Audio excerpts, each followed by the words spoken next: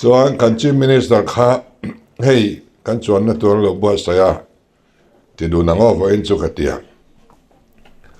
ani khan angoi te heng hi thi theina thilania nang chu ko ran upai ne ngai tom lova ke chu sunday school zit te tu ringot kania ka ti lo me nga ti tlat ma ka ni som chuak zo ta lova amini kha arirwa ala omreng ani vor darata na kadu berle kangen du na chu chu hetian contractor hi choi mo engu ti hiani pusai lova kan lal fa pai ni lom le kha anding te khai ha pusia me phei kha chuanin kari nine min faka mundanga hian min rel thin te hian ka rebok sia ani hi pa se helve tak mai hiania thu hi a oi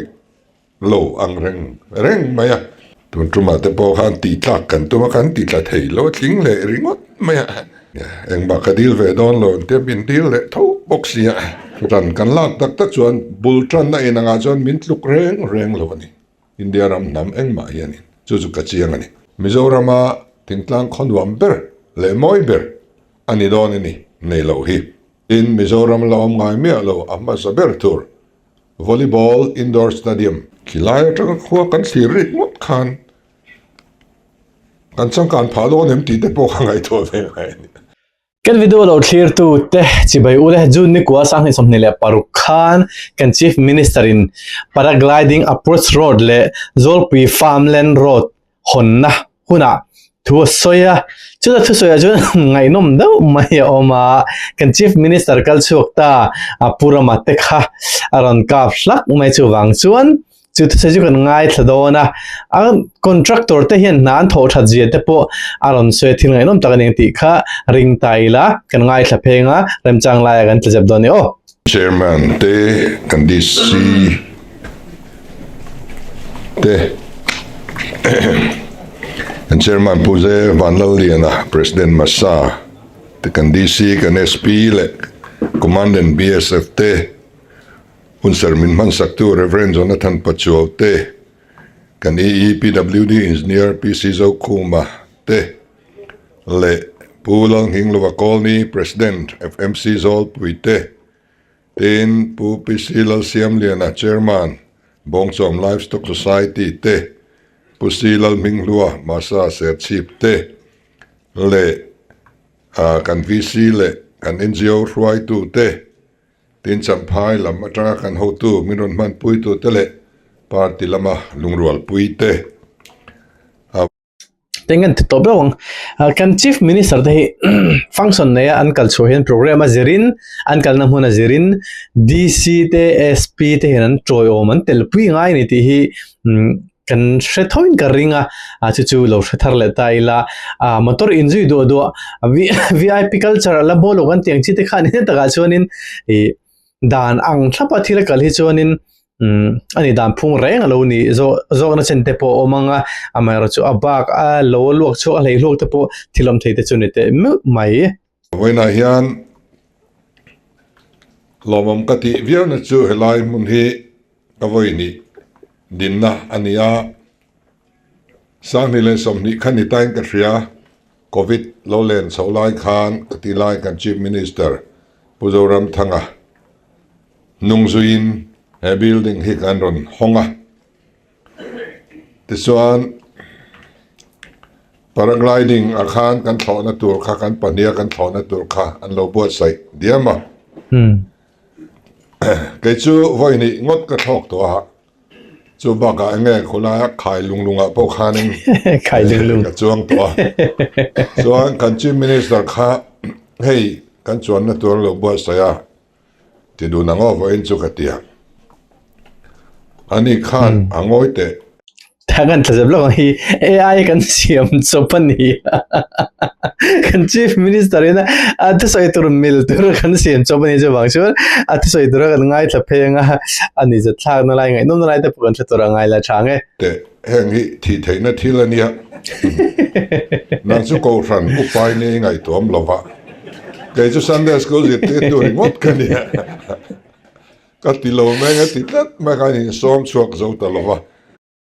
ก็ที่ไรค่ะกัน Chief Minister นิเมกพูดว่านะอันหุ่นจำเลียมตาผู้โจรมทางเนี่ยนะอันหุ่นมันนะตัวรตานะเราบวชใส่ paragliding ช่วงตุรันสวยนะคะฟิล์มตัวที่ตักเด็กกันรันใส่ชุดอะไรที่นี่มาเนี่ยพอเห็นเอามังเด็กตัวนึงกันรันเสียมจบในที่เราเหตุไละตัวเต็มพอสวยนะตัวเลยหันหัวนะตัวรังซีที่กันนี่เลี้ยมเราในที่ค่ะมันเราเหตุสักตาอุลช่างอามินีค่ะKarirua ala omreng ani tin Chaya masin a building hi NEC funded ani NEC lama kan how to te tu na ka OSD lonita piroding itene NEC ai onan lo kala kan hong tlanga a building po hi hey pumalia na te kafak na chu azo hun ma a scheduled date of completion ma in anzovani Mizoram athil thleng wang lutuk ani hi a zo huna zo thailo hi kan buai pui ema zo huna zo thailo khan development a delay ni dikche aban cham nal sum kha revise angai pha sum a hek ani a building hi a zo ma in anzova Kamini khan na sa takin kan fakto ni. Sumay ni lawa a estimate kan mang seng lawa. At sunga kianin an poy sa chuang an man bang khan an sakbil ngeng ni. So tiang chuan not tra an lo thok to Vai na zol pui kong le hemi pan na kong pan ni. A hun tiam chan ve an zo ve le thea a quality chu kan in min thil to a quality a thale ni di country leivung mun nga mozata oma contractor dang chu ni seng khami ai kha estimate revise to rin min dil ngei anga so de chung chuan estimate tel lo na dang an thok bel chungin a quality and compromise chuang mi alo ani etiang contractor hi Mizoram hian nei bel sel theila kadu le kashriat china chuan kan engineer te kan tenan noya contractor letter of appreciation and pay kashriat chuna lania voina po hian he kan function chungchang media lama involve na po hianin vor darata na kadu berle kangen du na chu hetiang contractor hi choi mo anguti hiani mo tilar le ilang kadu me ani ole tuna kan meuhin a contractor on soite chunita ni a contractor on soite kha Evergreen Construction and Consultancy Services aizol Mizoram te annia kan Chief Minister khana fakhop maya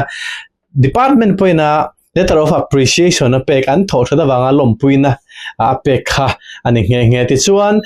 an na hi schedule date of completion hi nakum sang somnile pasari March ni thum turani a ti chuan date of commencement hi an tho chana hi nikum mei ni thum khan thok chana ti chuan an project cost hi noi ja thum somli panga singruk sang thum zathum le som le poisa som sari le pasari ania tichuan an na thona mun hi bong chom tlang ania tichuanin implemented by Mizoram Public Works Department Chairship Division ania na minga chu widening and improvement of approach road to paragliding ground at Chairship ania khatiang khopa na tha thok the ka chun fakom khop me kan Chief Minister soeng khanin midik mitra hi chu tilar po ni sela mi zong zong ina shetura han the chu shim shim hi an phu ni ti kha lo theta hela chumi ruala poimo chuanin ministry kalmek kalto kan nei mek te po anyang nei to te po anyang tena na thatak thok tur kan du chuan contractor te engineer te hin na tha hian thok theya na hian thiam ni ti kharon lang chiang hle maya hei an na tho hun tur atana an zo hun chung tur hi tha ruk thare thakwa don lai lo ma chu tiang vela chuanin na kha zo hun ma den an zowa an thok thai em le nga la executive engineer po khanin a that je kha a soi ti kan chief minister khan a soya kan thria chumini wang chuan mizo te kan tha ni mo anar kai tu ina kan zir chuan lui po anar film chuan among hi nu theilo chu wang chuan anar theilo film zel ula among hi chu a film ang ti haring tlat tai la a thome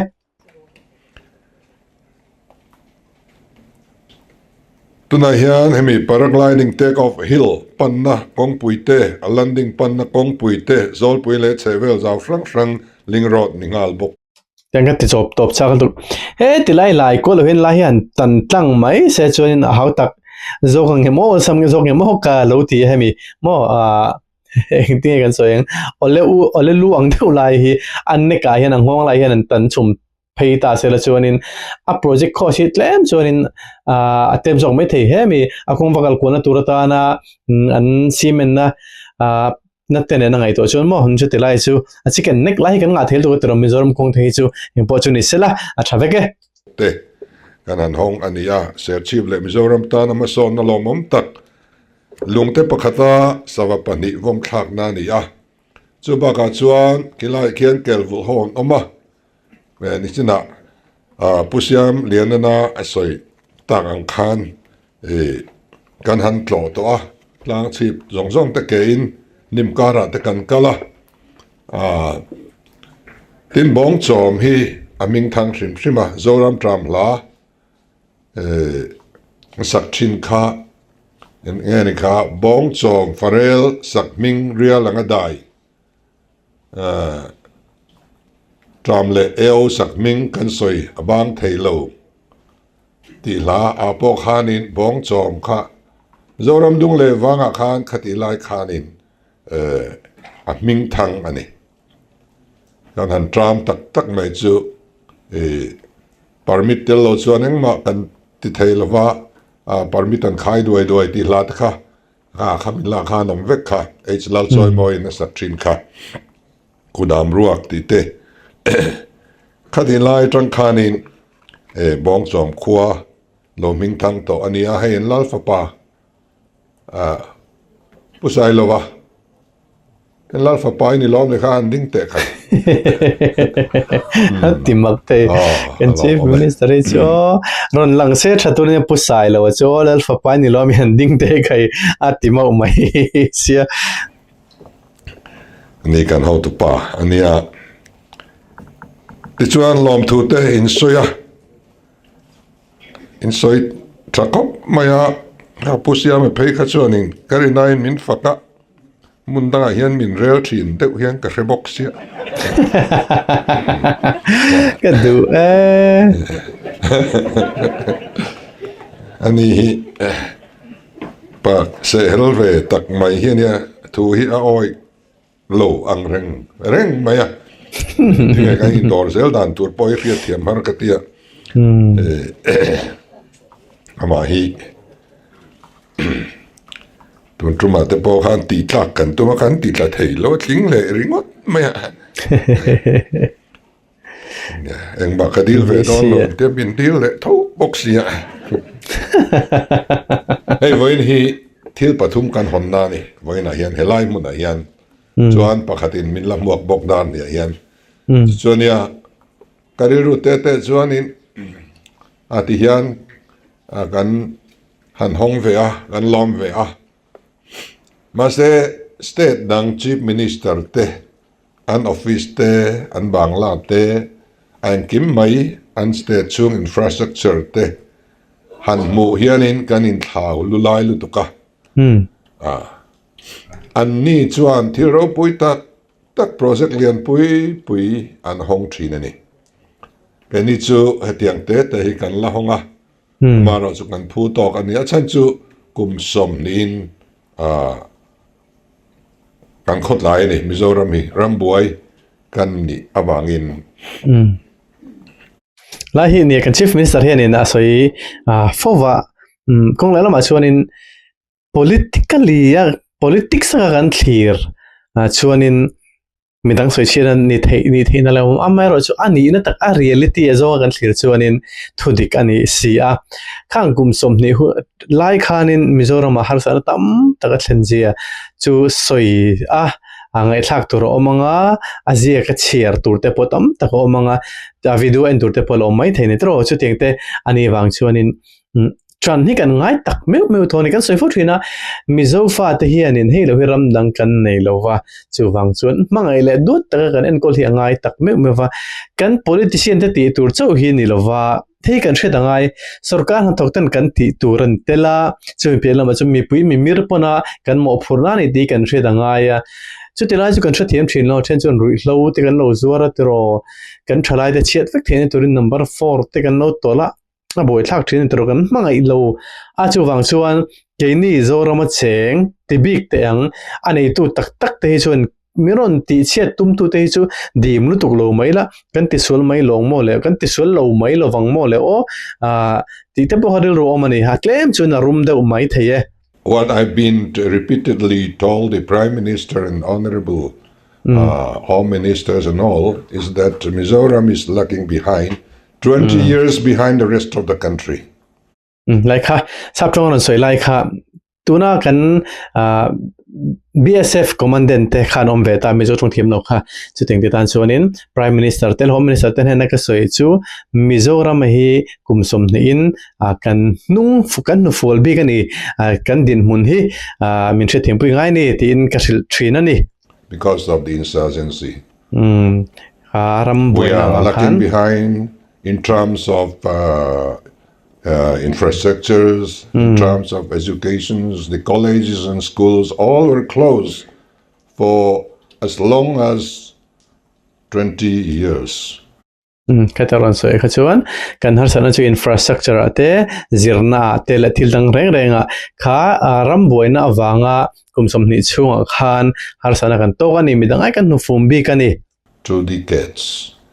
So we are a late starter. We are really a late starter. We are lagging behind 20 years behind the rest of the states in the country.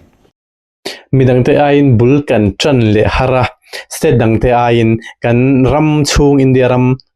po hianin state dang te ain late starter bul chan hara zok din huna kan ding ani Kum som ni mi nu min kan kala. Sumia bang chuanin thei top kan chua chung po hian miram kan la phak lo ni amaro chu thil rang ranga tuna hianin khu mek na kan nei chawani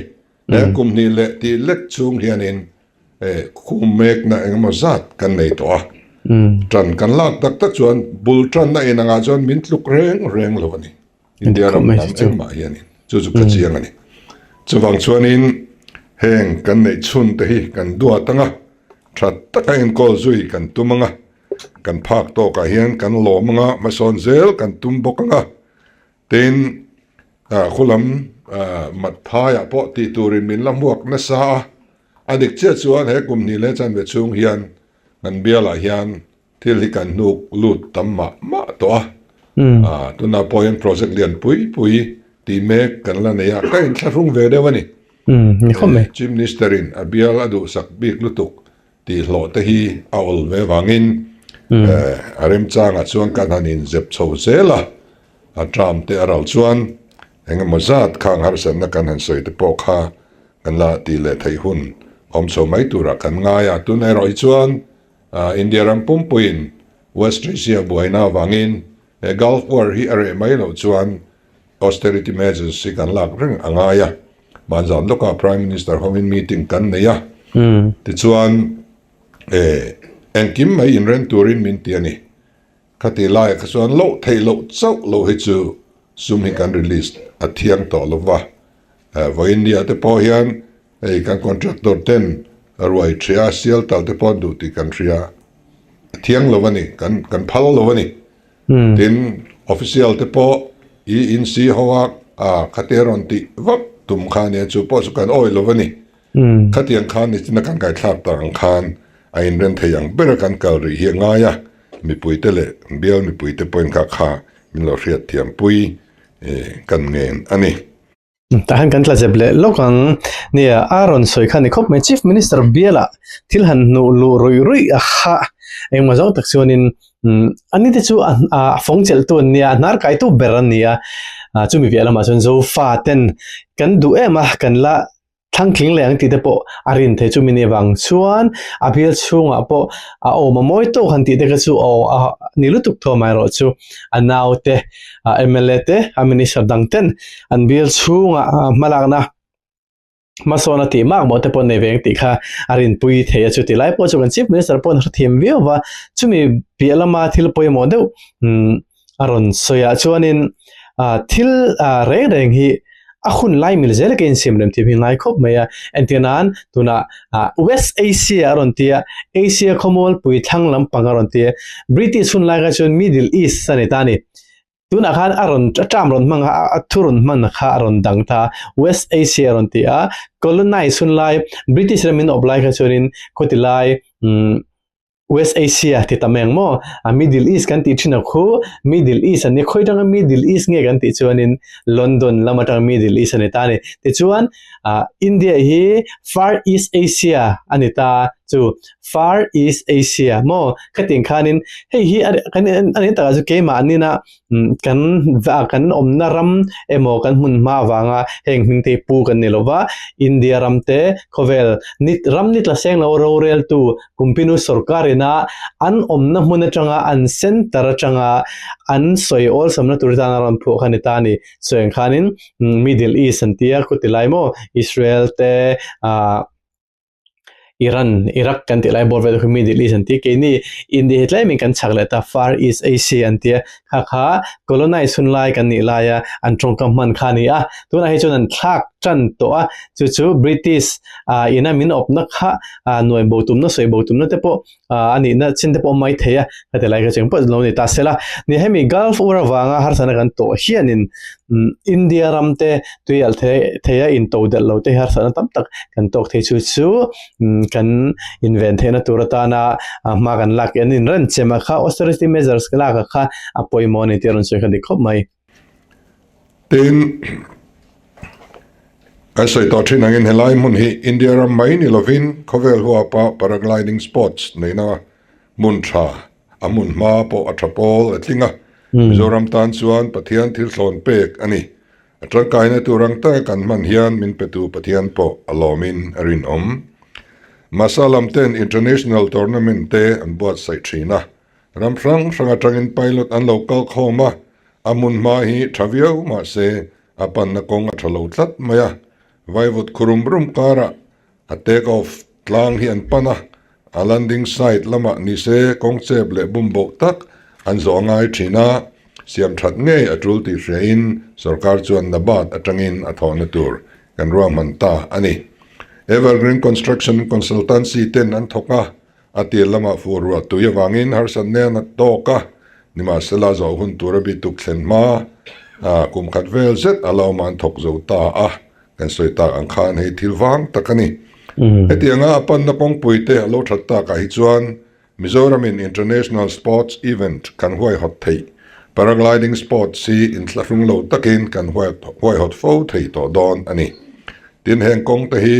paragliding ringot hisab athok kan nilova a take off tlang bom chom tlanga hian bong chom livestock society ten ran an vula anni hian an tangkai pui hle dona amun ma hian amawangin kwalzin de tan po han hoivel na mun thatak ani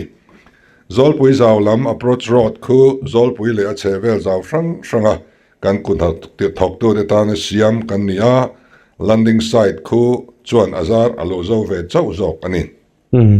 nikum sa ni som ni panga som ni paru crop season chung khan Serchip district a hian ziklum kuintal sing khat sang ni kan thara a poisa chuan noi zani som liman ania tomato quintal sang ni som nga kan thar chuaka poisa chuan cheng noi za pani le singaman ania bokbon quintal sangkwa vel kan thara a poisa chuan nuai za samruk pathum singruk le sangthum man vel ani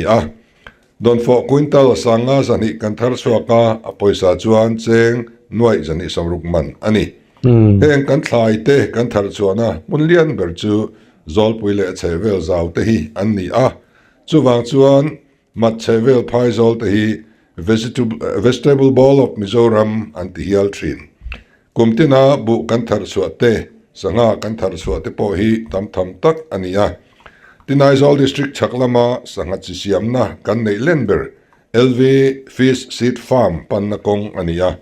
rubber plantation pannakong ani boka khukong puile chungkotam taktenun nahi ain zom ani paragliding lama kan hlok puina kha kong khata kan hlok puina ni maya alian zok le poimo zok chu kunna thok tu te ta na hlok na heni chuwang chuan lungte pakhatin sawa pani kan vom thla kan tingam ani ten rampumpuya state monitoring committee te kan dina party tin te ko ran le NGO ten chuta chuan kan hova sarkarin kan duang kan ti mailova Mizoram mi pui zong zong ai o te hian kan ram project hi an endik me ka an kuda kan da chu atul chuan heng lai muna po ron ti zel thei ania tin mat multipurpose dam hi DPR irrigation lamin an siam zo to a DPR siam chung he re khopa kum ni te duani DPR siam nan hianin tui kum tina local zat kum sari chunga tui volume ta kha an te nga ya khulai a khwan mat luya khwan adata lo nei sa nei lawa wangin kum sari nga ngai talova ta hianin viable se zani som sari pali estimate ani tam khop mai tui khwa hi meter som ni le pakwa sang leilet hectare za saria zau chom thei tur duan ani a power siam na te ecotourism te om thei na tura duan ani brahmaputra botin atho na tur sum tuna hian andap meka naktuk tuk le hian delhi ka thlok chadona atuk le zana union home minister ne in mutur kan ni a chumi pa chuan hemi po hi aman ram chuan ke malam hi ka hun tait dewa chuteni lo chuan a minister po han mu zok pa ka du dona tin Brahmaputra board chairman te po an mani te po anon len ka ringa chuizui kan duwa kan soirik na arei angreng to a nu ma mu turam lo inti mai theya project lian reng chuti main ati phut thei ngai lo DPR siam chung ringot po hi area chuta funding ngai to le alo ngaya ata tol te tein alo kaldon ani ten Hangan ta blok kan ngai tu na lo mem o ka shelowa ser chip constituency hi kan chief minister in na bial ma hianin pu hol khanin ka soisulo chun tram ni borvel kha chief minister chung khan alo bial to a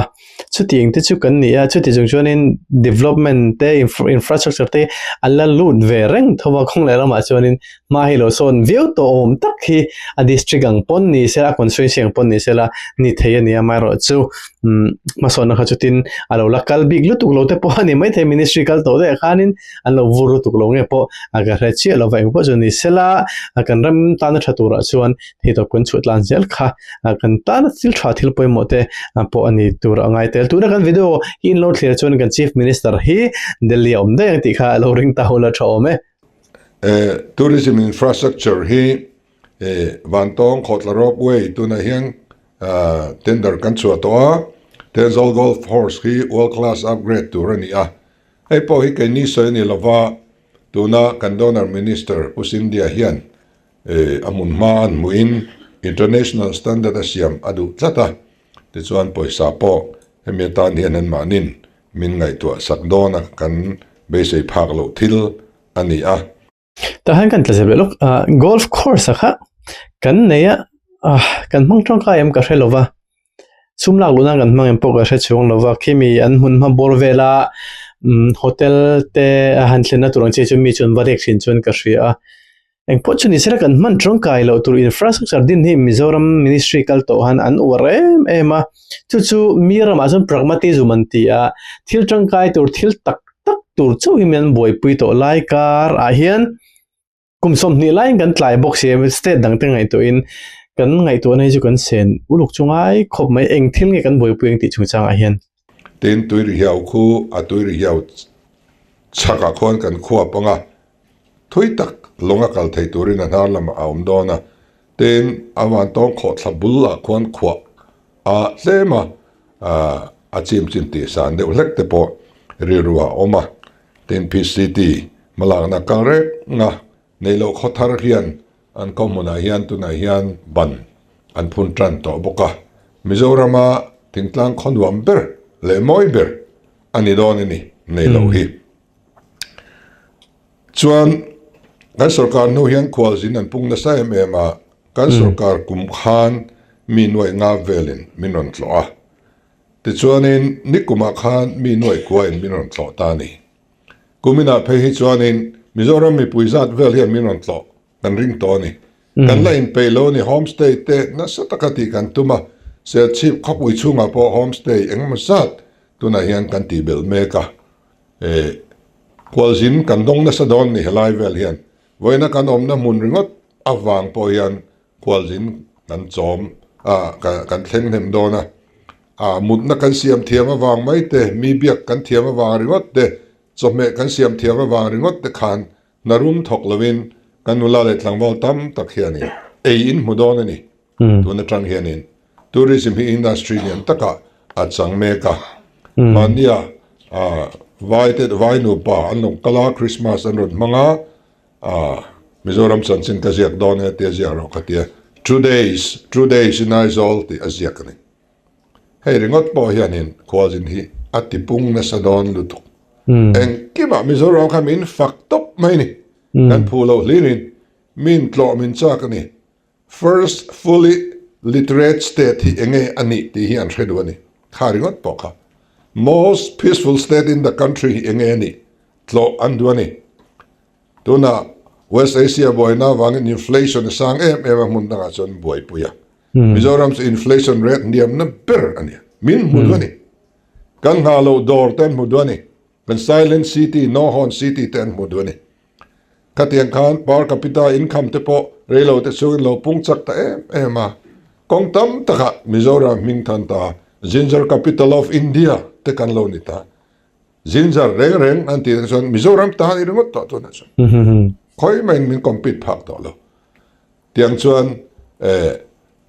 thil hi a local sozela chu wang chuan in kan bial bik hi chu tourism a hian kan lawan nei em dona khata tang khan in nakina po homestay te kan an tianga du da devin lo ti reng su that devin poisa mu na mai ne lovin mi khwal thleng thei ngai turin in loin bua senga chu chuan ei zon na liana min roi lu don ni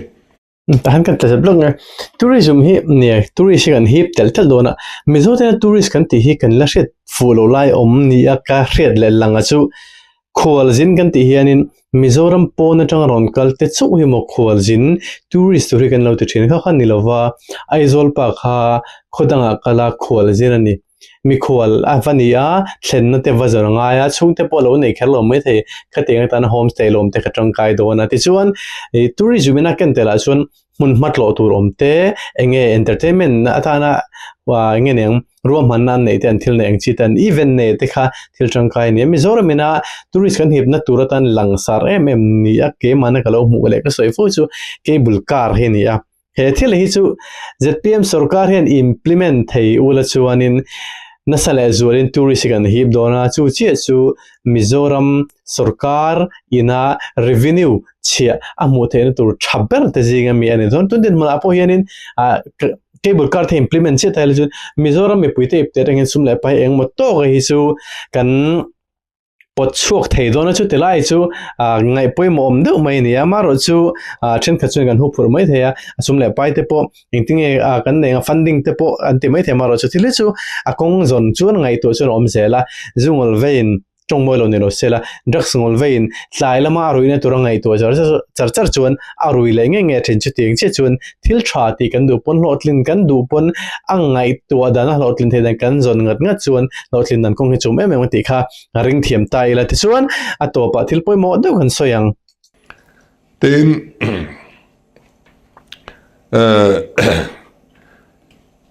ค่า technical report แต่กันง่ายช้าอารมณ์มองครบไหมอ่ะค่าเตียง technical report ง่ายชากนวมค่ากันต้องเส้นเราก็ใส่ตัวอังคารส่วนกันเบียร์ที่กันทางรัวเสียละไงนักกินลูกอ่ะชวนนินกันละปอยหมดโดนนะตัวน่ะเฮียนินอินเดียมาเฮียนมีทัวริสต์เซ็นเตอร์ตัวทัวริสต์เซอร์กิตตัวที่ทันอันนี้จงสิ่งอ่ะชวนกันเบียร์ที่กันเตละแต่ทางเรื่องก็ปอยยันสมตำตับโลกาลโดนนี่ทีนกันอินดอร์กันออดิทอรียมเตกันซอนโดนะสมตำตับตาจนกันมาหมดเลยไอ้ไว้น่ะกันกราสพาเตกันนั่นหงงทีนมิโซรัมเราอมง่ายเมียเราอัมบาสเบอร์ทัวร์วอลเลย์บอลอินดอร์สตาเดียมกันมินิสปอร์ตคอมเพล็กซ์ทั้งลำพังละโอละซอนกันติดอนะตาตานเฮียนินน้อยจะสริตัวน่ะเฮียนกันดานี่เตียงส่วนนินทิลยันตักลายเบียละเฮียนรวมมันนะกันในชาวะอันนั้นเตปอสอยตัวรอมคือว่ามารู้สึกข้างกันสอยเวกลวังเตียงส่วนเนี่ยวางินกันพักโตอังเซลินทิลกันตียงกันติชาวโดนะแต่ส่วนมีปุยเต้นอันมาหมกมาสักกันซุ่มลากลูนักกันจนนาตานะมีปุยไทยตัวตีข้าเสียกับ priority กันดามาสักเทียมอะไรโดนะขีไลบงจอมข้อสีนะเตปอกขีไลจะก็ขัวกันสีริงดคันกันสังการผาโดนเห็นตีเตปอกไงตัวเป็นไงนี่เชี่ยไหมนักกินะข้าขานอินคัมอันเจเนเรตโดนเฮลัยอันโลปาขานคิดากลินขัดยังตัวมุนวมเดือดแต่ข้ากันเสียมไทยโดนตัวเต็งเงินก็ลังmaintenance ง่ายนี่มาเลมา in self support ไทยโดนrevenue ยังจัดเงินลุดดอนทีนcapital investment ยังจัดเงินง่ายดอนติดเตะเสียดง่ายฟิกขัดยังขานก็สวยเลยสวยนูกันซุ่มดินมุนจิรเซลขานินก็ฮิตซูกันละไงตัวโซเซลโดนตัวนารีฮิตซูอานินเฮ้ยเล่นไว้ตุยเวอร์ชวลนั่นแต่พอมุนสมนิบอลเวลากันหันตีตุยกันมาโมpower กันมาโมกงทรากันหันมาโมมาขบปุยชุ่งใจชัดอะไรขบปุยชุ่งใจชัดในตัวโปยังมาจัดปุยสากันินดามาเราจูฟูรินมินนังมันปุยเวียว่าปวลายอินข้อมปุยเลียนกันเข่งโดนบกเฮียนกันเตลตัมตักอันนี้มีปวลายอินข้อมปุยเลียนกันเข่งนัตัวเรื่องพอเฮียนกัน organizing committee เต็นอันรันเทลัวฮีครอดตั้มเฟมันตัวนายเฮียนกัน process เมกอันนี้ขัดยังขานินอันนี้ตัวนายเฮียนหน่วยสมนิปกันมันินhospital กันสมัยก็เองทำมานี่ละว่าค่ะ parking ปอนโลในละว่ากันตีดังลำสักเวกตัวนายเฮียนหน่วยสมงานดังกันเป็กเบลเลนี่ที่อันส่วนนินกัลโซเลดอนะขัดยังขานทิลล้อมเลียนรอมนั่นตักอังจีค่ะทิลตั้มตักละตีดูกันเนี่ยทีนกันรีรัวชวนเฮตตรังlanding ground in car ฮีรอบอวยเสกันดูบกันนี่ช่วงที่พอช่วงestimate เลย DPR เตโลเปซ่าฮีทราอินกระเสียมาเลียนเตบอกเฮียนอันบ่อยปุยเทชนนบ่อยปุยเสละ ready made โลในพอดีละกันติงหัลเทียงกันตีนั่นนี่โลมาสุกันตุ้มโดนนี่ทีนี้ละเฮียนินclock tower สังปุยไม่เลียนเดียวไม่จุดที่พอจูDPR ค่ะเสียมตัวเอ็งซ้ำเองค่ะไว้เบลจะสมสริอันนี้ได้ในจงตัวจุดข้านี่เอ็งทิ้งเนี่ยมาส่งกันละที่เทโดนนี่ข้างตะค่ะตัวน่าทุดเทโลไม่ละจะมีกันตัวเลฟ้าแต่หุ่นเซลที่กันคลีร์พักอะไรวิชั่น target เนี่ยรัมฮีกันรวยอะไรเตียงคานโปรเจกต์เลียนปุยเนี่ยกันกัลโซโดนะกันดุนพุ่งโปฮีอันทักโซโดนะจับตะกินทิลฮีกัลโดนนี่จะวางส่วนนี้ตุนไลเจเนอเรชั่นทาร์ตเนี่ยนะอินมันพักเซลกันสังการโปฮีเป็นจักอะไรเซลตัวไหนส่วนนี้เงี้ยนี่คอมพิวเตอร์เอจ kan tia tu na chuan computer age ti mai nen lo AI generation a kan lut le der to ni hei AI te po amang chak thapol kan DC howin min Mizoram a chuan ama hruai tu kan ni me ka alom am ka ti le a heng zong song hen kan nun hi arong khoi chho do na khovel thiam nai na a tho khum chorve theilo chorve thiam lo kan ni chuan kan chang kan thei don lo ba chuwang chuan heng khovel thiam na thil thal lo om zel thei ban phak turin kan thalai te po bikin trang ila kan pastor kan zol nei ma sa ten ramlai mal som na an lo ti fo hi tunen kan tong chho mek ni in alanga chu ramlai mal som na ti mewa soi tham ero chuan thil hi ala lang lo ni ain mun mek ase sama kanom mek nivel te hian ka ria atak tak ramlai mal som na kan chan tak hun tur chu kan ma hian a oma chumi panchuan tu na hian kan kal zela chumi atana mason na ruangam poimo tak mai pahni vaina hian kanan hong thei hi ke po ka lim khop maya alom om katia nang ni po kalom pui chuwa in kal zel na tura du sakna kalana chu kalome ole khatichin kha kan chief minister thusoi chu alonita thu soi poimo takani ram in ma ason se hi angai chu tiang tur chon thei to ban chu tak me wa kong la ma chuan a sel to khi chu anum reng thowa kha chu operation role reng ate bon ngai ta ila mi hi an thata an tho thata thei to ban chu chon fak mai hi kan ti ma moni an ti that lo chung po kan lam tang tani wanga lo fak khar hi ju ka tum ani che lo ka kal dan bo ani che lo kan channel kal dan te po ni che lo wa chung te po chi interest sa thau khaninga ni china a problem kan soeng kan ti kha hi ni kan soi fo wa ka soi fo wa politics silu chil te kan han tuma kan ti sang ni som ni paret in than te po hi kan han tin zone ve don china ta chuan eng ting chin nge ma kan la kan telang ti te chu eng party nge kan zomang ti te phei chu soi ngai na pol om lo kluk ani kan tum ani maya kan tin zone ani maya ta chuan lo tel ve ta ila politics khovela MLA telo ni ta ila chuan tourism hi ke ma chuan in kangai poimo tur ani khoi bial polo bialila ta chuan eng tiang na sign nge tourist site mo attraction site eng tiang na tam nge promote theni anga om to sa te po eng tinga choilar thenge niang ti te po hi kalongai tu thina ei kan soi fowa ramdang ate kan han oma ramdang in engtin nge anti engtin nge an ram chu me puite po annenga rampo na tang local te po an hip thena tur engting nge tourist site attraction site engting an siam ti te po hi kan han zir chiang ve mek zela chu ting te ni wang chuan a khoi bial po hi Mizorama MLA constituency a hian lo bial ta ela abik takin khopui chunga chun tingai na omwak lovani ani ta chun tourism ma hi chu wang chuan khopui pon constituency anga te kong la chun bial cha om tak te ani a mun ma te po han soi cha om tak te po a oma chu ting te chu malak dan tur te maso nakal dan tur te le Mizoram chung gan thalai te hip khom dan tur to nge chak chan tur ro man lak dan tur te po hi thil tam tak oma chung te po chu rem cha ande po kan la soi tur angai ila politics an lu chilila in candidate kan tumna bial te kan bial vil te han soi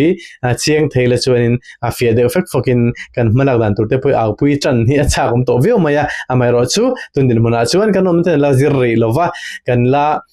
zir chiang mek tho bok nen kan tum angin thil kalengam kal longam ti te po kan shelova sani somni le pareta hian politics kan lut mai theya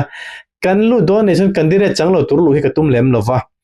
chumini wang chuan kan lu don chuan candidate kan chandon chun politics kan lu tanga kan chandon lo chun politics lu hi ka tum than lova kan lu lo pon ram ta ne chun theitop kan chuo don thowati kha shetair kan lua kan in candidate kan tlingani ngat chuan kan bial chung ta ne chuan in chen fa kom tak in nga na tlak than tlin non le cha kom khopian in candidate pe chung chu kan vote ling don ani chu ti thei tur khopa thain na thoi roi chu kan tum thung don ni te po kha lo in soi mor mu tai la lo in kam keu tran tai la a thavi ome tun rum da jagan vi khati jong khalo ni le photo se un man nuam vek ule